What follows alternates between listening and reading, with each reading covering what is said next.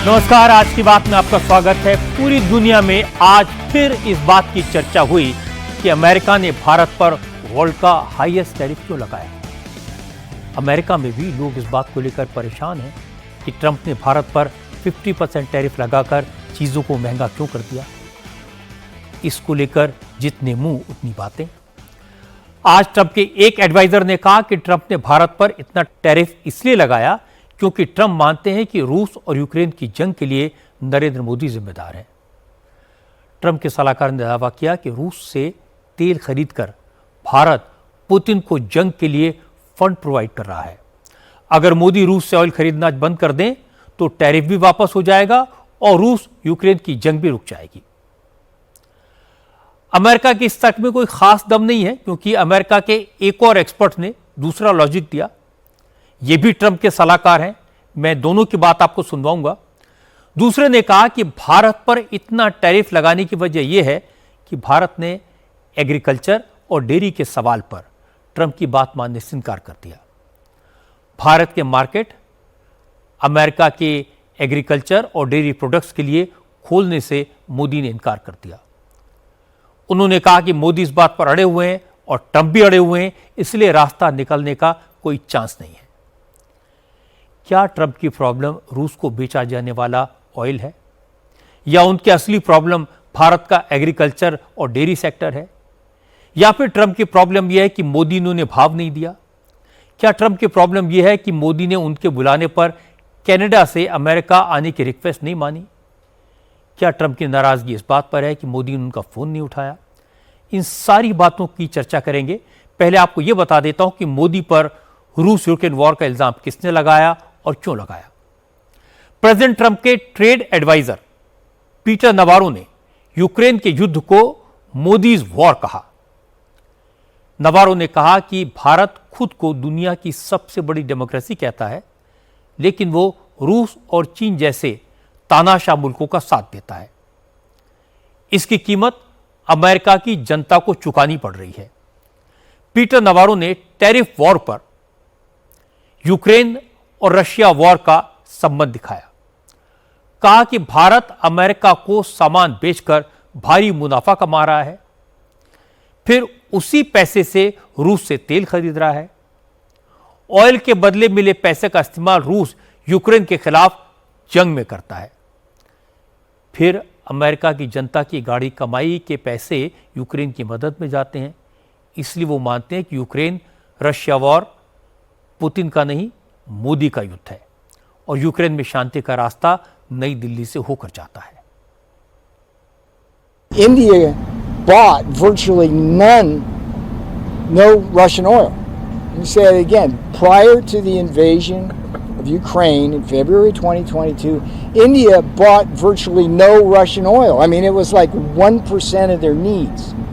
So the argument somehow now, as the percentage has gone up to like 30 and 35%, that somehow they need Russian oil to cool their homes or cook or drive their cars is nonsense. What is the net impact on the Americans because of our trade with India? Well, let's think about it.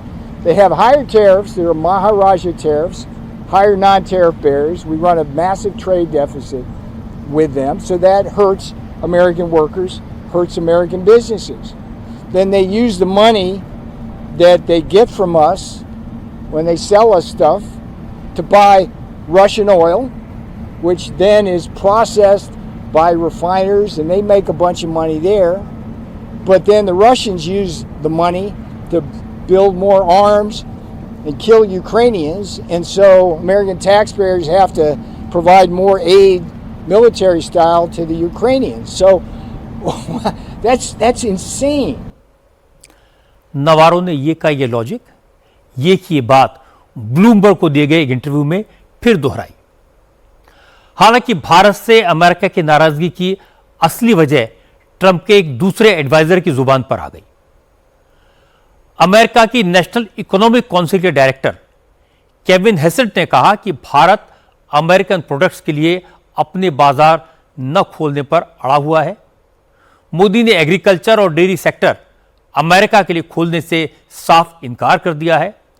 यही दोनों देशों के टकराव की असली वजह है। Kevin हेसेंट ने कहा कि अमेरिका बार बार भारत से कह रहा है कि वो अपने बाजार के दरवाजे अमेरिका के लिए खोले, अमेरिका के एग्रीकल्चर और डेयरी प्रोडक्ट्स को भारत में बेचने दिया जाए, लेकिन भारत अड़ा हुआ है। इस पर न मोदी एक कदम पीछे हटने को तैयार है, इसलिए ट्रंप भी पीछे नहीं हटेंगे। इसकी बहुत कोई उम्मीद नहीं है कि दोनों में कोई समझौता हो पाएगा। Yeah, I think that it is a complicated relationship, that it's integrated some with the problems that we're trying to put extra pressure on Russia so that we can get a peace deal to save millions of lives, and the Indian intransigence about opening their markets to our products. And so I think that when you're looking at trade negotiations, one thing I think we've all learned is that you need to keep your eyes on the horizon and recognize that there are going to be ebbs and flows in things before we reach the final position. And if the Indians don't budge, I don't think President Trump will either. मैंने आपको Trump के दो close advisers की बात सुनवा दी। इसमें कोई दो राय नहीं है कि भारत के खिलाफ सैंक्शन लगाने का ट्रंप के पास कोई जेन्युइन रीजन नहीं है। इसलिए रूस से तेल खरीदने को मुद्दा बनाया गया। ट्रंप प्रशासन ये नैरेटिव तैयार करने की कोशिश कर रहा है कि ट्रंप रूस यूक्रेन की जंग खत्म कराना चाहते हैं, रशिया पर प्रेशर बना रहे हैं, लेकिन भारत रूस से क्रूड ऑयल खरीद रहा है। भारत से मिले पैसे का इस्तेमाल रूस यूक्रेन के खिलाफ जंग में कर रहा है और यूक्रेन के लोगों को बचाने के लिए अमेरिका को करोड़ों डॉलर यूक्रेन को देने पड़ रहे हैं। इसलिए ट्रंप ने भारत पर एडिशनल टैरिफ लगाया, लेकिन ये तर्क किसी के गले नहीं उतरता, क्योंकि प्रेसिडेंट ट्रंप खुद कह रहे हैं कि रूस के साथ जंग में अमेरिका यूक्रेन की मदद में कोई खर्चा नहीं कर रहा, उल्टा इससे अमेरिका की कमाई हो रही है। ये कल ही की बात है कि ट्रंप ने कहा कि जंग में यूक्रेन की मदद नेटो कर रहा है और इसके लिए हथियार अमेरिका से खरीद रहा है। इससे अमेरिका खूब पैसा कमाता है। We are selling a tremendous amount of equipment to NATO. We're not spending any money, we're making money. So we're selling missiles and military equipment, millions and millions, and ultimately billions of dollars to the NATO. So they're funding the entire war. We're not funding anything. I think it's an important point to make because a lot of people don't understand that.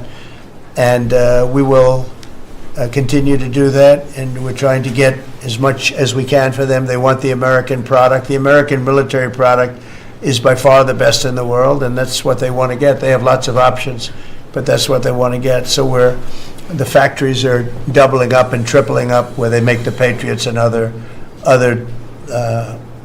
really, you could say, defense and offensive weapons.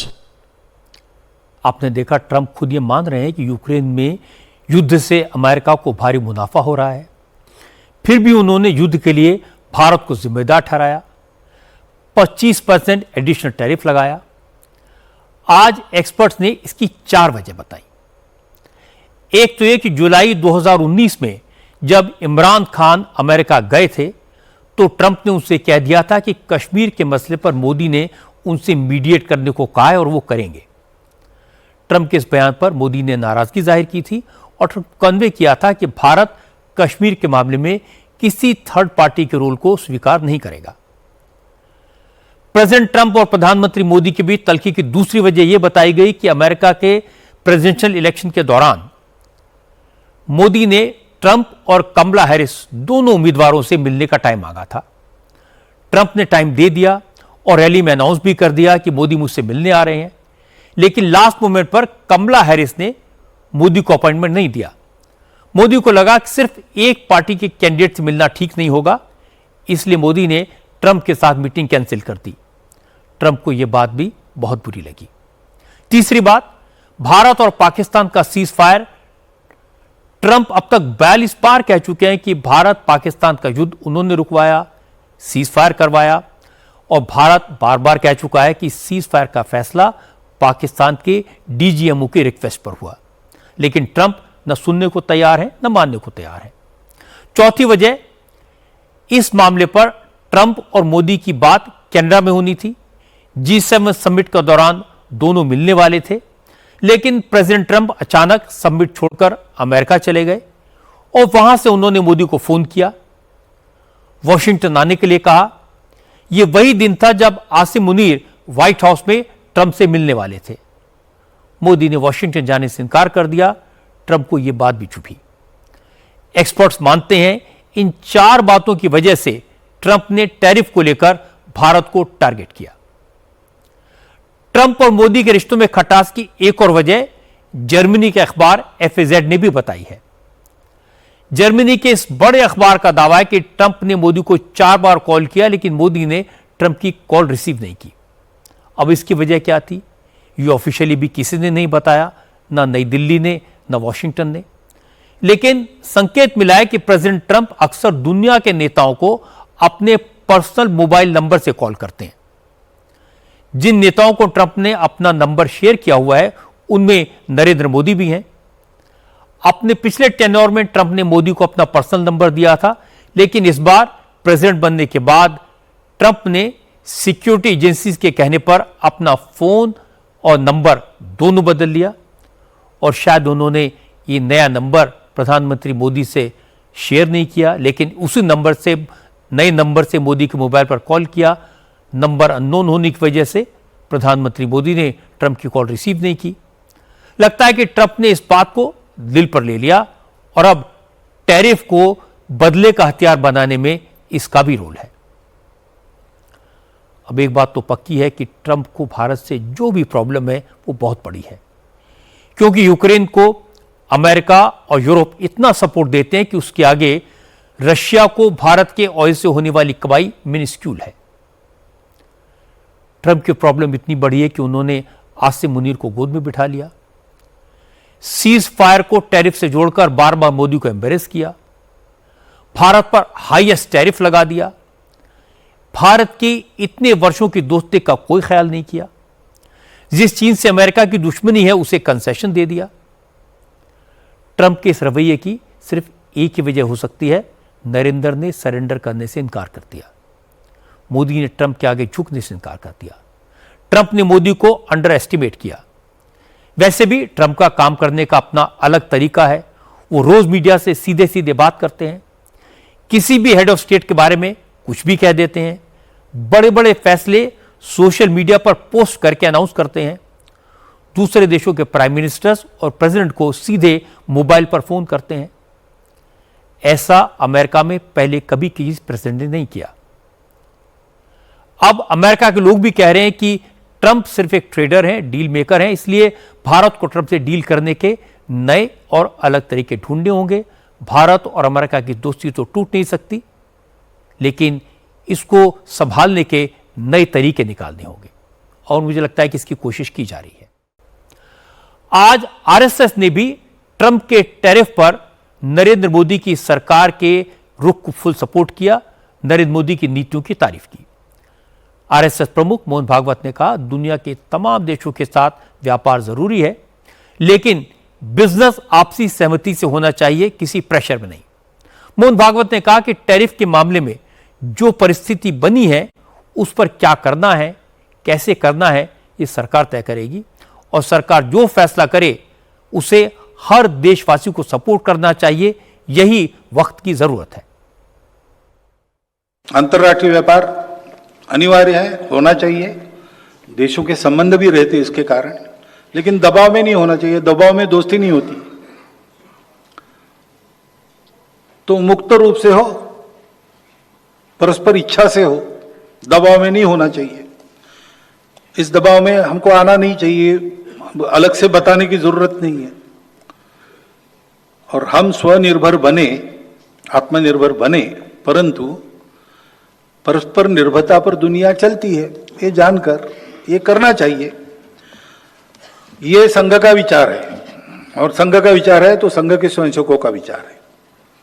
करते समय actually क्या करना, अब ये issue आ गया, इसमें क्या करना, वो तो उस समय की देश की आवश्यकता, देश पर होने वाले परिणाम वगैरह निर्धारित करके करने की बात है। लेकिन लॉन्ग टर्म उद्देश्य तो यही रहेगा कि बिना दबाव के हम ये सब कर सके। तो गवर्नमेंट को हम ये इन्फ्लुएंस नहीं करते कि अब ट्रंप साहब ने ये कह दिया आप ऐसा करो, ये हम नहीं करते। उनको संभालना है, क्या करना वो तय करेंगे। जैसा वो करेंगे, ऐसी अवस्था में प्रत्येक देशवासी का कर्तव्य है कि एक विश्वास रखकर सरकार के नाते जो तय होता है उसके हम समर्थन में रहे। मोहन भागवत ने एक और बड़ी बात कही। आजकल बार बार यह कहा जाता है कि नरेंद्र मोदी 75 साल के हो जाएंगे तो उन्हें रिटायरमेंट लेना पड़ेगा, संघ ऐसा चाहता है। इसके बारे में मोहन भागवत के एक पिछले बयान को कोट किया जा रहा था। आज आरएसएस प्रमुख मोहन भागवत ने साफ साफ कहा कि संघ में रिटायरमेंट की कोई परंपरा नहीं है, कोई स्वयंसेवक कभी रिटायर नहीं होता, जिसको जो जिम्मेदारी दी जाती है वो उसे निभाता है, इसका उम्र से कोई संबंध नहीं है। I never said that I will retire or someone should retire.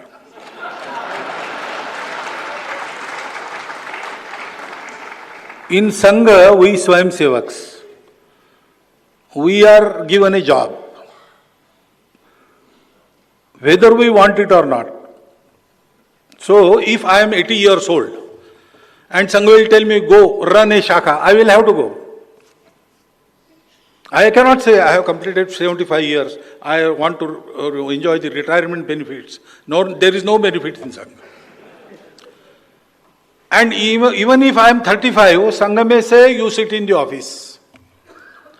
We do whatever Sangha tells us. We don't say, I will do this, I want this, I want that. No, that is not allowed. And we are not there for it because we don't want to accomplish anything. So whatever they say, I am Sarsanga Chalak. But do you think I am the only one who can be Sarsanga Chalaks? There are at least 10 people here. They are sitting in this hall. Any time they can take this mantle and carry on. Mohan Bhagwat ने आज दो बड़ी अटकलों पर विराम लगा दिया। पहली तो आरएसएस और सरकार के रिश्तों को लेकर थी। बार बार कहा जा रहा था कि संघ सरकार के कामों को लेकर संतुष्ट नहीं है।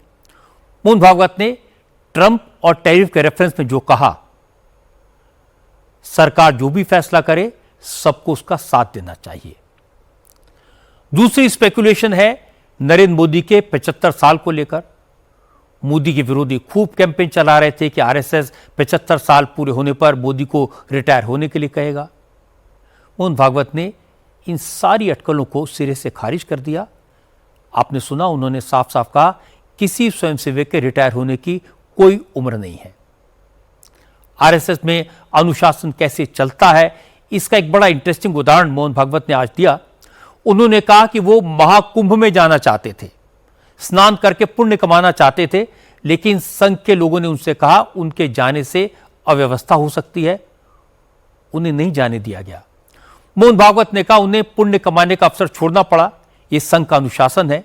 उन्होंने कुंभ का पानी मंगवाकर कोलकाता में स्नान करके संकल्प पूरा किया। अब बात करते हैं बिहार की, जहां चुनावी राजनीति गाली गलौज के लेवल पर उतर आई है।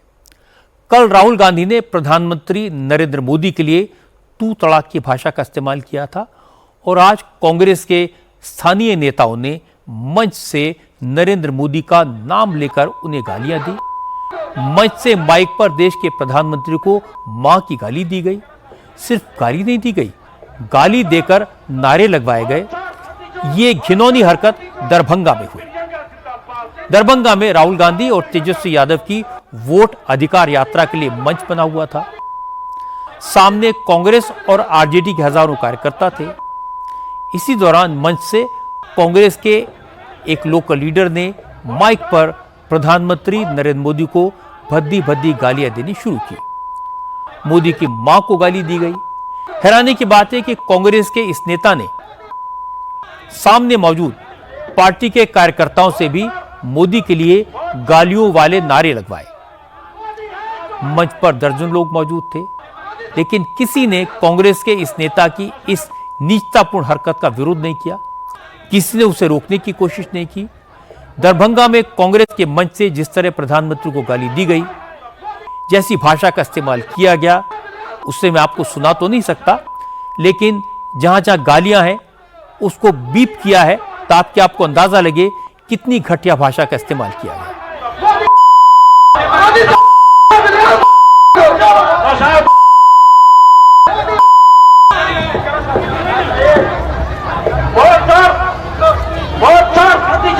बहुत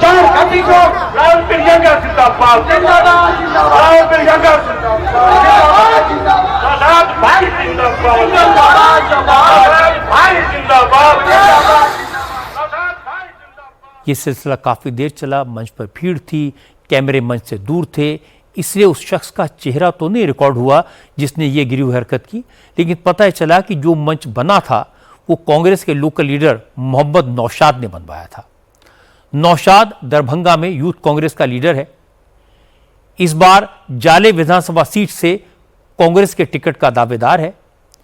जैसे ही प्रधानमंत्री को गाली देने वाला वीडियो सामने आया, देश भर में प्रतिक्रिया हुई। बीजेपी के नेताओं ने इस पर सख्त नाराजगी जाहिर की। सभी नेताओं ने कहा कि राहुल गांधी जिस तरह प्रधानमंत्री के लिए तू तड़ाक की भाषा का इस्तेमाल कर रहे हैं, उससे कांग्रेस के लोकल लीडर्स की हिम्मत बढ़ी है। राहुल गांधी को खुश करने के लिए ही प्रधानमंत्री को मां की गाली दी गई। पटना के गांधी मैदान थाने में इसे लेकर बीजेपी के कार्यकर्ता ने शिकायत भी दर्ज कराई है।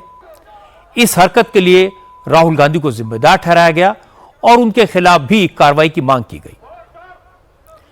योगी आदित्यनाथ ने कहा कि कांग्रेस और आरजेडी के मंच से इंडी गठबंधन के नेताओं का यह कृत्य सिर्फ प्रधानमंत्री मोदी का नहीं, बल्कि 140 करोड़ भारतवासियों की भावनाओं का अपमान है। बिहार की जनता निश्चित ही इस घृणित राजनीति का जवाब देगी और भारतीय संस्कृति व लोकतांत्रिक मूल्यों की रक्षा करेगी। कांग्रेस और आरजेडी के मंच से बिहार के अंदर आदरणीय प्रधानमंत्री श्री नरेंद्र मोदी जी के प्रति जिस प्रकार की अभद्र और अशिष्ट नारे लगाए गए हैं, अत्यंत निंदनीय और राजनीति के गिरते हुए अमर्यादित चरित्र को दर्शाता है। हम इसकी निंदा करते हैं। यह मर्यादा का पतन की पराकाष्ठा है।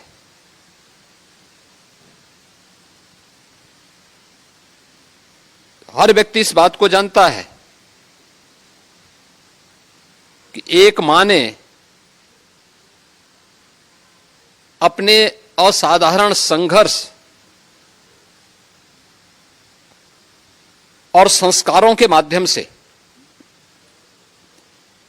एक ऐसे पुत्र को गढ़ा जिसने अपने आप को राष्ट्र माता के लिए समर्पित कर दिया। माता से प्राप्त संस्कारों और संघर्षों ने जिन्हें न केवल देश का बल्कि दुनिया का सबसे लोकप्रिय जन नेता बनाया है। इंडी गठबंधन के मंच से इस प्रकार की अमर्यादित भाषा 140 करोड़ भारतवासियों का अपमान है। अमित शाह ने भी कहा कि प्रधानमंत्री नरेंद्र मोदी और उनकी स्वर्गीय माता जी के लिए कांग्रेस और आरजेडी के मंच से जिस तरह की गालियों का और अभद्र भाषा का प्रयोग किया गया है, वो न केवल निंदनीय है बल्कि हमारे लोकतंत्र को भी कलंकित करने वाला है। जेपी नड्डा ने भी कहा कि प्रधानमंत्री मोदी की मां को जिस तरह गाली दी गई, उसके लिए राहुल गांधी और तेजस्वी यादव दोनों शहजादों को माफी मांगनी चाहिए, क्योंकि आज सिर्फ मोदी को गाली नहीं दी गई, यह हरकत बिहार की संस्कृति का अपमान है। कांग्रेस की तथाकथित वोट अधिकार यात्रा में जिस तरह से कांग्रेस आरजेडी के मंच से देश के यशस्वी प्रधानमंत्री श्री नरेंद्र मोदी जी की दिवंगत पूज्य माताजी को गाली दी गई है, वह घोर निंदनीय और भर्त्सना के योग्य है। यह अभद्रता की सारी सीमा लांघ चुके हैं। ये दो शहजादे का बिहार की धरती पर बिहार की संस्कृति का तिरस्कार भी इन लोगों ने किया है। कांग्रेस आरजेडी ने ऐसा करके बिहार के सांस्कृतिक विरासत और परंपरा को भी बदनाम किया है। राहुल गांधी और तेजस्वी यादव को अविलंब इस कुकृत्य के लिए अविलंब माफी मांगनी चाहिए। प्रधानमंत्री नरेंद्र मोदी के लिए अपशब्द कहे जाने पर एनडीए के नेताओं ने भी नाराजगी जाहिर की। जेडीयू के नेता ललन सिंह ने कहा कि वैसे तो राहुल गांधी संविधान की कॉपी लेकर घूमते हैं, लेकिन क्या संविधान में लिखा है कि देश के चुने हुए प्रधानमंत्री को गाली देना ठीक है? ललन सिंह ने कहा कि राहुल गांधी समझ गए हैं कि बिहार में हवा का रुख क्या है, इसलिए बौखलाहट में वो तूतड़ा कर रहे हैं और उनके लोग मोदी को गाली दे रहे हैं। मुझको आश्चर्य लगता है, देश के प्रधानमंत्री के बारे में आप अपमानजनक शब्दों का इस्तेमाल करिए, गाली गलौज की भाषा का इस्तेमाल करिए। ये लोकतंत्र है क्या? यही लोकतंत्र आप चलाना चाहते हैं? अभी संविधान की कॉपी लेके घूम रहे थे। वही संविधान सिखाता है कि प्रधानमंत्री के बारे में अपमानजनक शब्दों का इस्तेमाल करिए। वो किसी पार्टी का प्रधानमंत्री नहीं होता है, देश का प्रधानमंत्री होता है। अब आप पचा ही नहीं पा रहे हैं। ऐसा तो हमने देखा ही नहीं। हमको लगता है कि वो बौखला गए हैं। उनको बिहार में घूम के यात्रा के दौरान उनको लग गया होगा कि चुनाव जीतने वाले नहीं हैं,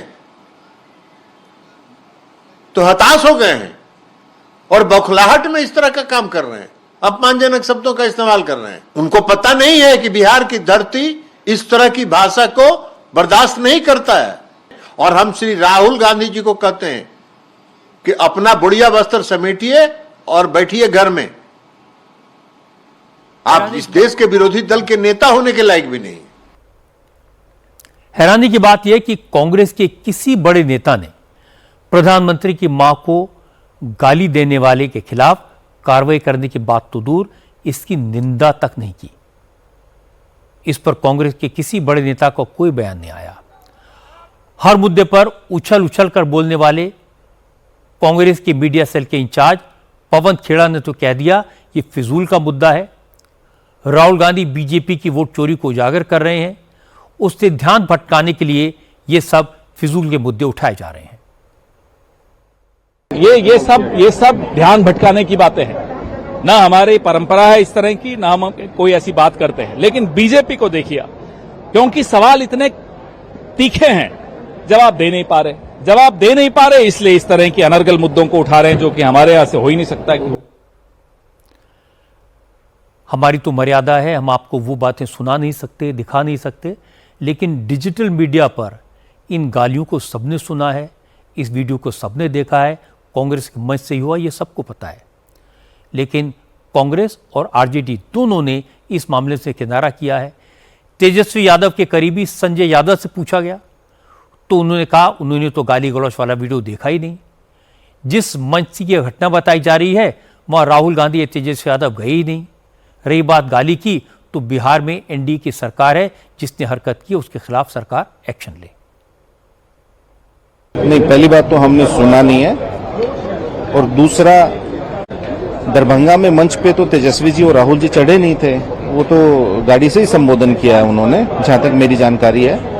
और दूसरी बात, इनकी राज्य में सरकार है, अगर ऐसे जो भी तत्व हैं उनको चिन्हित करके कार्रवाई होनी चाहिए। अगर ऐसा हुआ भी है, मैं अगर कह रहा हूं क्योंकि फोटोशॉप भी हो सकता है। बिहार में भारतीय जनता पार्टी की सरकार है, ऐसे जो तत्व हैं उनको चिन्हित करे और कार्रवाई करे। हम तो ये कह रहे हैं अगर ऐसा हुआ है तो।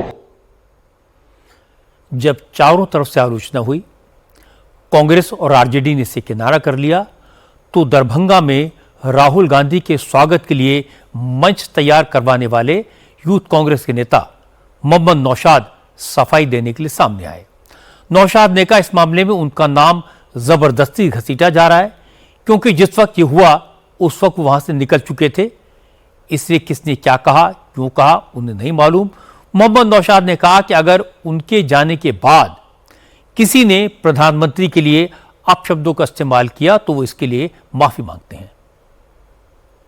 हमारा कल प्रोग्राम था बिठौली के अंदर, वहाँ पे शायद कुछ प्रधानमंत्री को अपशब्द किसी ने बोला है। हम लोग तो उस टाइम में कार्यक्रम करके राहुल गांधी जी के साथ हम लोग को ये था कि पीछे पीछे हम लोग निकल गए, सारे लोगों को हम लोग लेके निकल गए, लेकिन पीछे से किसने क्या बोला, कई बार ऐसे नॉनसेंस लोग चले जाते हैं। आपने देखा हो राहुल जी का मंच हो या फिर नरेंद्र मोदी जी का मंच हो, पीछे से हर आदमी बाद में चढ़ जाता है, कुछ अपने मन से अपशब्द बोलने लगता है, कोई फोटो खिंचवाने लगता है। तो अगर किसी ने इस तरीके की बात की है तो मैं उसकी निंदा करता हूं। देश के प्रधानमंत्री हमारे सबके प्रधानमंत्री हैं। वोटर अधिकार यात्रा राहुल गांधी जी निकाल रहे हैं, वो वोट के अधिकार के लिए निकाल रहे हैं। और लेकिन अगर इस तरीके का किसी ने घटना किया, नॉनसेंस आदमी है वो, कोई घटिया आदमी है। मैंने अभी तक वीडियो भी नहीं देखा है और मुझे मालूम भी नहीं है, लेकिन मेरे पास कॉल आया है तो मैं बता रहा हूं कि ये जो भी अगर किसी ने उस मंच से किया है वो गलत किया है। हम लोग राहुल जी की यात्रा के साथ जैसे जैसे उनकी गाड़ी आगे बढ़ी, हम लोग पीछे पीछे सारे लोग, हम लोग है ना, आगे रैली थी मुजफ्फरपुर में, हम लोग वहां निकल गए। तो उसकी घोर निंदा करता हूं मैं। अगर किसी ने इस तरीके का अपशब्द उनके लिए प्रयोग किया है तो मैं माफी मांगता हूं। इतिहास गवाह है कि कांग्रेस ने जब जब मोदी को गाली दी, मोदी को फायदा हुआ और कांग्रेस को नुकसान हुआ। जब सोनिया गांधी ने गुजरात में मोदी को मौत का सौदागर कहा तो कांग्रेस को खामियाजा भुगतना पड़ा। इसके बाद कांग्रेस गुजरात में दंगों की बात करने से कतराने लगी। जब राहुल ने चौकीदार चोर है का नारा दिया तो यह कांग्रेस के लिए काउंटर प्रोडक्टिव साबित हुआ। राहुल का दाव उल्टा पड़ गया।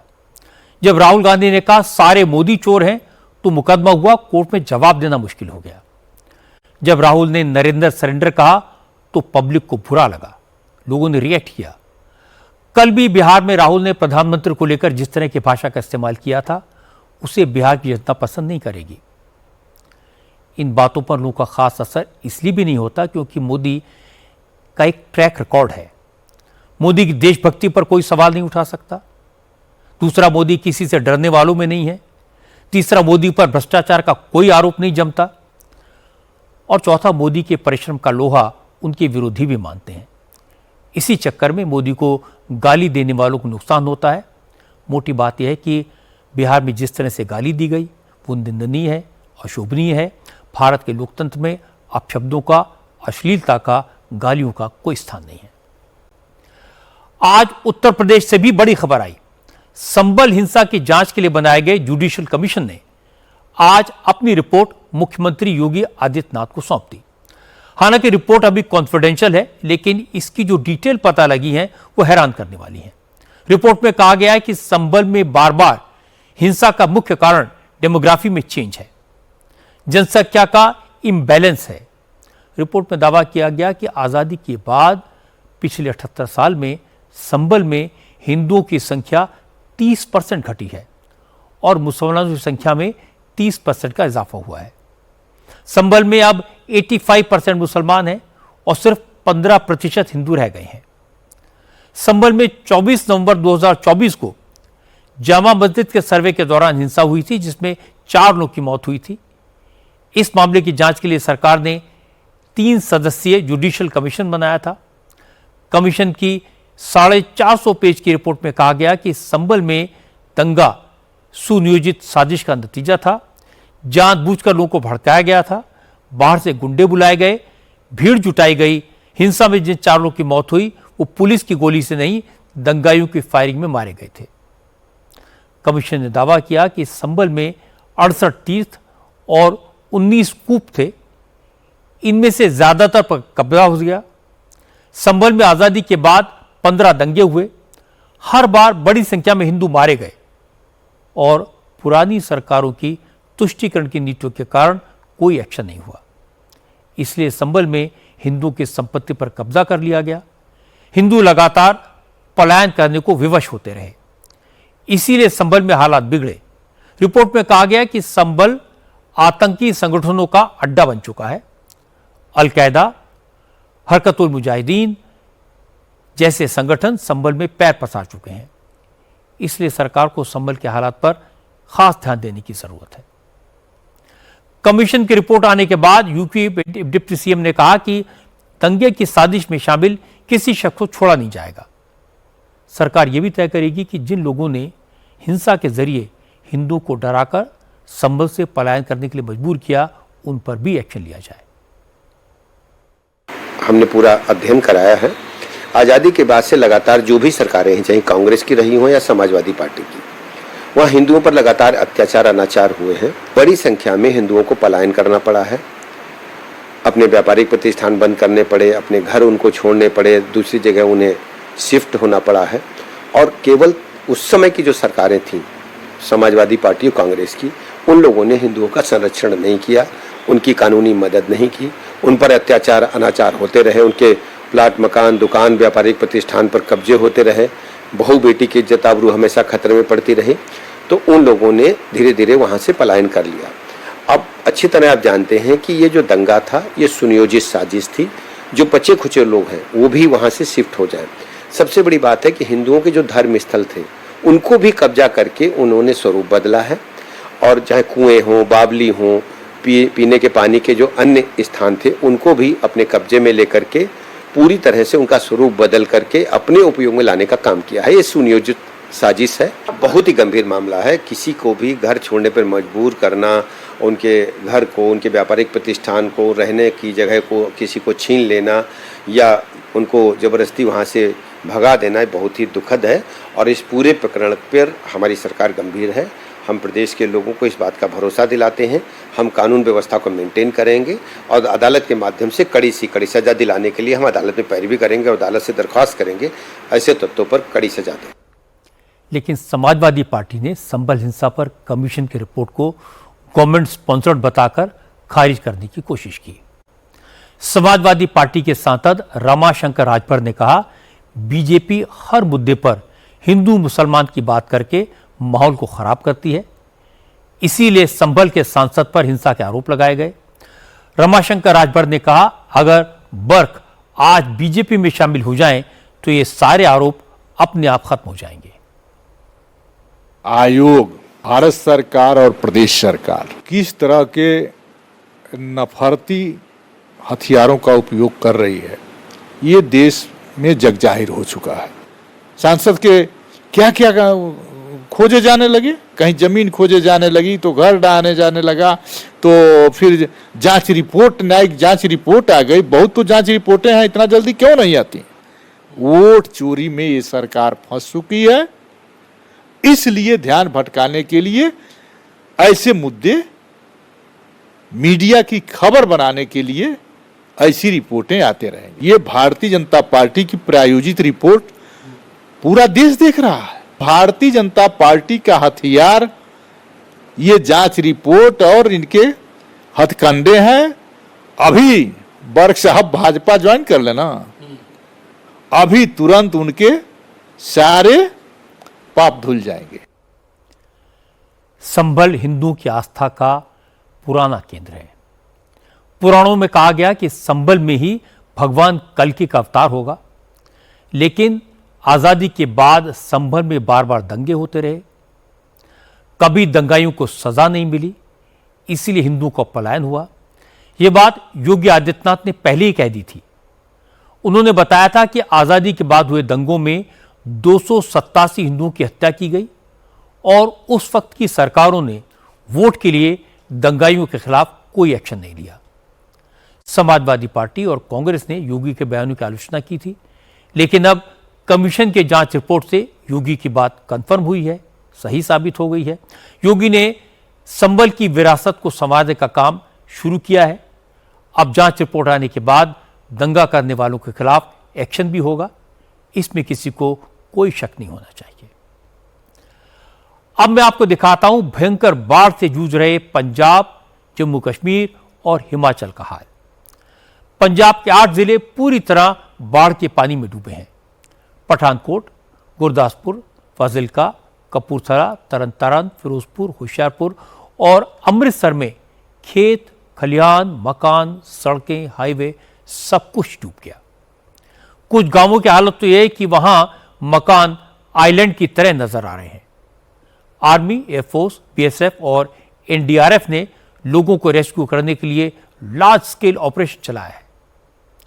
एयरफोर्स के चिनूक MI-17 हेलीकॉप्टर लगातार सॉर्टी करके लोगों को बाढ़ प्रभावित इलाकों से एयरलिफ्ट करने में लगे हैं। बॉर्डर के करीब डेरा बाबा नानक का पूरा इलाका जलमग्न है। इंडिया टीवी के संवाददाता पुनीत परिंजा ने बताया कि भारत पाकिस्तान बॉर्डर पर बनी फेंसिंग भी डूब गई है। बीएसएफ की चौकियों के चारों तरफ करीब 10 फीट पानी भरा है। यहीं से करतारपुर गुरुद्वारा जो है महज कुछ ही किलोमीटर दूर है। सबसे पहले मैं आपको तस्वीर दिखाता हूं। ये सामने आप ये जो बिल्डिंग देख रहे हैं, ये दरअसल इमिग्रेशन प्रोसेस यहां पर होता है और यहीं से इमिग्रेशन के बाद जो इंडियन जो लोग हैं वो श्री करतारपुर साहिब में दर्शन के लिए आगे जाते हैं। और सामने ये आगे इसके अगर हम आगे जाएंगे तो सामने अब पूरा रावी नदी है ये, और रावी नदी में इस समय फेंसिंग पूरी तरह से डूबी हुई है। और सामने ये जो आपको व्हाइट कलर का एक बिल्डिंग दिख रही है, एक स्ट्रक्चर दिख रहा है, दरअसल ये जीरो लाइन है और इसके आगे पाकिस्तान का जो हद जो है वो शुरू हो जाती है। रावी के जो पानी की मार है वो कितनी ज्यादा है कि जो बीएसएफ की जो चौकी है, जो पोस्ट है, वो भी इस समय पानी के अंदर डूबी हुई है। वो सामने आपको नजर आ रही है। उसके नीचे आपको छोटी पोस्ट भी नजर आएगी जो बिल्कुल नीचे की तरफ है। और ये जो बीएसएफ है उसकी पोस्ट जहां पे है वो भी यहां पे पूरी तरह से पानी के अंदर है। और सामने जो एक पूरा कट आपको नजर आएगा, दरअसल वहीं से जो रावी नदी का बांध टूटा है, इसको कच्चा बांध जो मिट्टी से बनाया जाता है, दूसरी बांध इसको बोलते हैं, यहीं पर ये कट लगता है। उसके बाद ये पूरा इलाका जो है, जो करतारपुर कॉरिडोर है, उसके आगे डेरा बाबा नानक है, ये तमाम जो एरिया है ये रावी नदी के पानी के चपेट में आ जाते हैं। और अभी भी यहां से आगे जाना काफी मुश्किल भरा है क्योंकि यहीं से पानी जो है वो स्टार्ट हो जाता है। बीएसएफ के अधिकारियों ने हमें बताया कि इससे आगे मत जाइएगा क्योंकि पानी का लेवल जो है वो 10 फीट तक है, आप आगे फंस सकते हैं। डेरा बाबा नानक में आई बाढ़ की जद में आर्मी के कैंप्स भी आ गए हैं। रावी का पानी इन कैंप्स में घुस गया है। इसके बाद इन कैंप्स में मौजूद आर्मी के टैंक्स को बाढ़ के पानी से बचाने के लिए सड़क पर लाना पड़ा। इस वक्त हम करतारपुर कॉरिडोर पर मौजूद और यहां पर आप इन टैंक्स को देखकर हैरान हो जाएंगे कि सड़क पर इस समय ये टैंक जो है वो दौड़ रहे हैं। एक टैंक ये है और दूसरी तरफ टैंक जो है वो सामने नजर आ रहा है। और ये टैंक करतारपुर कॉरिडोर की सड़कों पर दौड़ते हुए नजर आ रहे हैं। और इसके पीछे वजह है कि यहां पर रावी के पानी की मार के बाद काफी ज्यादा पानी आ गया, लिहाजा टैंक जो है अब उनको सड़कों पर लेकर आया गया है ताकि इन्हें अब बचाया जा सके। और ये तस्वीरें इस वक्त आप देख रहे हैं कि अब टैंक जो है वो करतारपुर कॉरिडोर की सड़कों पर इस तरह से दौड़ते हुए नजर आ रहे हैं कि जो बाढ़ के पानी में इनका नुकसान न हो पाए और इन्हें बाहर अब निकाला गया है। और हम भी पहली बार देख के हैरान हो गए जब हमें इस तरह से टैंक यहां पर दिखे। हालांकि गुरदासपुर में आर्मी और बीएसएफ के कई कैंप्स बाढ़ में बह गए हैं।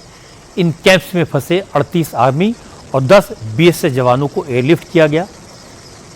ये एक बहुत हाई रिस्क ऑपरेशन था। रावी के तेज बहाव के कारण आर्मी के कैंप्स और बीएसएफ की पोस्ट के चारों तरफ कई फीट पानी आ गया। इस वजह से जवानों का यहां से निकलना नामुमकिन हो गया। क्योंकि पानी लगातार बढ़ता जा रहा था, इसलिए जवानों की जान पर खतरा था। इसलिए इस इमरजेंसी में इस रेस्क्यू ऑपरेशन को अंजाम दिया गया। गुरदासपुर के बॉर्डर वाले इलाके और फिरोजपुर में हालात बेकाबू हैं। आर्मी रेस्क्यू के काम में लगी है।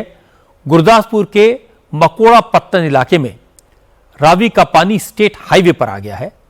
सड़क कहीं दिखाई ही नहीं दे रही, दूर दूर सिर्फ पानी ही पानी नजर आता है। इस आपदा में फंसे लोगों को आर्मी बोट के जरिए निकाल रही है।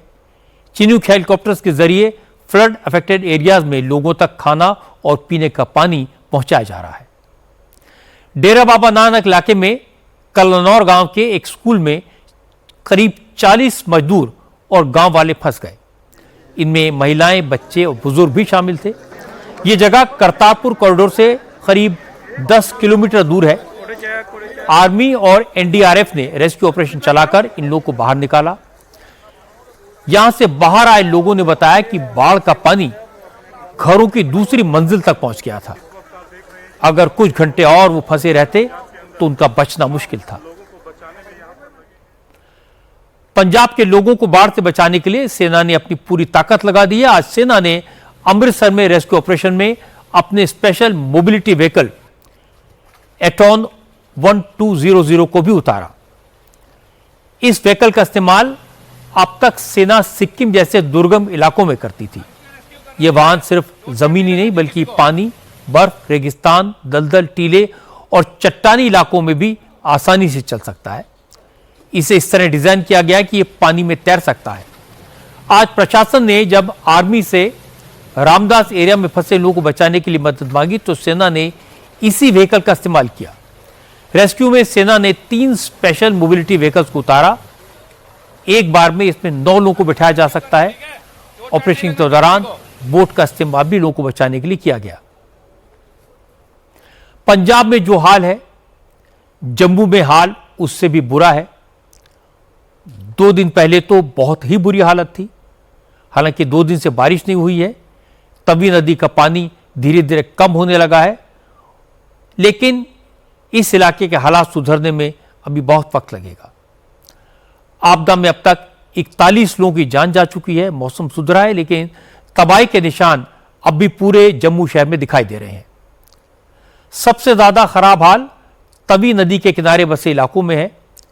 जम्मू के पीरखो और बेलीचरण इलाकों में नदी से आई गाद और कीचड़ दिखाई दे रहा है। शायद आप यकीन नहीं करेंगे, मैं एक घर के टेरेस के ऊपर खड़ा हूं जो पूरी तरह से जमीन दोष हो चुका है। ये तस्वीर आप देख सकते हैं कि किस तरह से यहाँ ऊंची ऊंची जो इमारतें थे, जो खूबसूरत आशियाने थे, वो मलबे के ढेर में पूरी तरह से तब्दील हो चुके हैं और घर के लोग अपने आशियानों को यहाँ पर देख रहे हैं। बचा हुआ सामान को समेटने की तलाश कर रहे हैं। छोटे बच्चे हैं, आप देख सकते हैं कि किस तरह से वो यहाँ पर बचे हुए सामान को तलाश कर रहे हैं कि शायद कोई चीज़ जो है यहाँ पर बची हुई दिखाई दे। मेरी नज़र इस इलाके में जहाँ तक जाती है, मुझे बस सिर्फ ये बर्बादी की तस्वीरें नज़र आ रही है। आप देख सकते हैं, अगर मैं इन घरों को गिनूं, 1 2 3 4 5 6 7 8, ये सिलसिला जो है इसी तरह से जो है आगे तक दिखाई देता है। ये घर का सामान आप देख सकते हैं, मुझे यहाँ पे कपड़े दिखाई दे रहे हैं और ये टीन का छत है। कोई भी चीज़ जो है इस घर में दिखाई नहीं दे रही है और ये घर के लोग हैं जो अपने आशियानों को एक नज़र से देख रहे हैं। कल तक ये आशियाने यहाँ पर खूबसूरत थे, लोग यहाँ पर रहते थे, लेकिन अब जो है ये एक बर्बादी की तस्वीर यहाँ पर दिख रही है। 1 बजे से बाद शुरू हो गया था पानी आना, देखो 3 बजे तक ये गिर गया था। 3 साढ़े 3 4 बजे नीचे आ गया था बिल्कुल। हाँ, फिर हम तो भाग गए थे, पता नहीं कितने टाइम लगा इसको गिरने में। माँ मवेशी थी तो वो भी कोई लेके भागे, हम गाय लेके भागे, बकरी रह गई यहाँ। हमारे 7 कमरे थे, 2 कमरे बचे हैं उसमें छोटे छोटे, बस। नहीं, कभी भी नहीं देखे जितना ये शायद हुआ है, हमने अभी कभी देखा नहीं जितना नुकसान हो गया सबका। कोई सामान निकाल नहीं पाया, जितना सामान था सब कुछ बह गया। ये हमारा ही घर है, ये अचानक से हुआ, एकदम कोई पता नहीं लगा, अचानक से हुआ। पहले कोई लगभग 12 बजे के पास पानी इधर ही था, नीचे ही था, डाउन ही था। उस टाइम का नहीं, हमने सोचा चढ़ेगा ही नहीं। जैसे कोई 1 2 के करीब हुआ तो अचानक से पानी आया, जैसे लगा जैसे कि किसी ने पीछे डैम छोड़ दिया। हिमाचल में भी बारिश से भारी तबाही हुई है। चंबा में अभी भी बारिश हो रही है, कई जगह लैंडस्लाइड हुआ है, इसलिए लोग दहशत में हैं। कुल्लू और मनाली में बारिश रुकी हुई है। ब्यास का पानी कम हो गया है, लेकिन मनाली अभी बाकी इलाकों से कटा हुआ है। कुल्लू और मनाली को जोड़ने वाली 4 लेन रोड ब्यास नदी में बह गई है। इंडिया टीवी के संवाददाता पवन नारा कुल्लू में है। पवन ने बताया कि प्रशासन वॉर फुटिंग पर इस रोड को वापस बनाने में जुटा है। मैं आपको कुल्लू मनाली हाईवे पर बने एक रिजॉर्ट की पुरानी तस्वीर दिखाता हूं। उसमें आप देख सकेंगे कि ब्यास नदी से ये रिजॉर्ट कितनी दूर है। बीच में 4 लेन की सड़क है, लेकिन अब जब पवन नारा वहां पहुंचे तो उन्होंने जो देखा वो डराने वाला है। ब्यास नदी का किनारा बिल्कुल इस रिजॉर्ट को छू रहा है और रिजॉर्ट अब खतरे की जद में है। इस वक्त हम कुल्लू से आगे कुल्लू मनाली हाईवे पर खड़े हैं और आपको मेरी बातों पर भरोसा नहीं होगा, लेकिन फिलहाल जो हाईवे था उस पर ब्यास नदी ने कब्जा कर लिया है। जब ब्यास नदी का रौद्र रूप आया तो पूरे हाईवे को अपने साथ बहाकर ले गया। आप सामने अगर देखेंगे, जहां वो जेसीबी खड़ी है वो हाईवे का दूसरा हिस्सा है जो गायब हो चुका है और अब हाईवे पर ब्यास नदी का पानी आपको दिखाई दे रहा है। ये ऊपर शिरार रिजॉर्ट आप देख पा रहे हैं। इस शिरार रिजॉर्ट को आप देखेंगे तो लगभग ये 1, 2, 3 मंजिल का है और नेशनल हाईवे से इसकी ऊंचाई 30 फीट थी। जाने के लिए पुश्ता दिया गया था, लेकिन अब यहां से सारा पुश्ता गायब हो गया है। नदी के स्तर से लगभग 40 से 50 फीट ऊंचे हवा में आपको ये शिरार रिजॉर्ट दिखाई दे रहा होगा। और दूसरी तरफ अगर आप देखेंगे, यहां पर आपको वो रिटेंशन वॉल दिखाई देगी। ये रिटेंशन वॉल यहां पर जो ली गई है वो हाईवे के लिए थी, अब वो सिर्फ दीवार बची है और पानी का स्तर इतना था कि उस दीवार तक पानी जा रहा था। वहां से पूरा हाईवे खत्म हो गया। ऐसी जगहों से रिपोर्टिंग करना आसान नहीं होता, वहां तक पहुंचना बहुत मुश्किल होता है। मंजूर मीर और पवन नारा, मैं दोनों की तारीफ करूंगा। इन्होंने रिस्क लेकर ये रिपोर्ट्स आप तक पहुंचाई हैं ताकि आपको अंदाज़ा लगे कि हिमाचल, पंजाब, जम्मू कश्मीर में कितनी बुरी हालत है। इसके अलावा उत्तराखंड, हरियाणा, राजस्थान और तेलंगाना में भी बाढ़ से हालात खराब होने लगे हैं। अब मैं आपको पाकिस्तान का हाल दिखाता हूं। रावी, चिनाब और सतलुज नदियों के पानी ने पाकिस्तान में ज़बरदस्त तबाही मचाई है। सबसे ज़्यादा नुकसान पंजाब सूबे में हुआ है, जहां बारिश और बाढ़ की वजह से 22 लोगों की मौत हो गई है। सैकड़ों लोग अभी भी लापता हैं। कई इलाकों में नदी अपने किनारे छोड़कर रिहायशी इलाकों में घुस गई। पाकिस्तान के लाखों एकड़ में फैले खेतों में फसलें पूरी तरह तबाह हो गई हैं। 6 लाख से ज़्यादा लोग बाढ़ से प्रभावित इलाकों में फंसे हुए हैं। सैकड़ों गांव पानी में डूब गए हैं। पाकिस्तान के पंजाब के मुख्यमंत्री मरियम नवाज ने आज बाढ़ प्रभावित इलाकों का दौरा किया। पंजाब के अलावा गिलगित बाल्टिस्तान, खैबर पख्तूनख्वा, पाक ऑक्युपाइड कश्मीर के कई इलाके बाढ़ के पानी में डूबे हुए हैं। पंजाब समेत बाढ़ प्रभावित इलाकों से अब तक 2,10,000 लोगों को रेस्क्यू किया गया है। बाढ़ का पानी सियालकोट एयरपोर्ट के अंदर घुस गया, जिस वजह से एयरपोर्ट के ऑपरेशंस को सस्पेंड करना पड़ा। भारत ने इंसानियत के आधार पर पाकिस्तान की सरकार को आगाह किया था। चिनाब, झेलम और रावी में बाढ़ के प्रति चेतावनी दी थी। नदियों के किनारे बसे लोगों को हटाने का कहा था। इसीलिए पाकिस्तान के 2.5 लाख से ज़्यादा लोगों की जान बचाई जा सकी।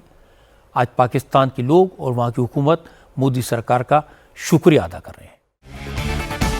मुंबई में हर तरफ गणेश उत्सव का उल्लास है, उमंग है। हर इलाके में गणेश के पंडाल सज गए हैं, लेकिन श्रद्धालुओं में सबसे ज़्यादा उत्साह है लाल बाग के राजा के दर्शन को लेकर। क्योंकि लाल बाग का राजा मुंबई का सबसे मशहूर गणेश पंडाल है, इसलिए यहां सबसे ज्यादा चढ़ावा भी चढ़ता है। कल लाल बाग का राजा की स्थापना हुई और लाखों लोगों ने उनके दर्शन किए। पहले दिन दान की गई रकम की गिनती की जा रही है। इस पंडाल में 3 दान पेटियां हैं, इन्हें आज खोला गया। चढ़ावे की गिनती के लिए 80 लोगों को लगाया गया। भक्तों ने पहले दिन 110 ग्राम सोना, 6 किलो चांदी के गहने गणपति को अर्पित किए। गणेश मंडल के कोषाध्यक्ष मंगेश दलवी ने बताया कि पिछले साल पहले दिन 48 लाख का चढ़ावा चढ़ा था, लेकिन आज 2 दान पेटियों में ही 46 लाख का चढ़ावा आ चुका है। एक दान पेटी खुलना भी बाकी है, इसलिए पिछले साल का रिकॉर्ड टूटेगा ये तो तय है।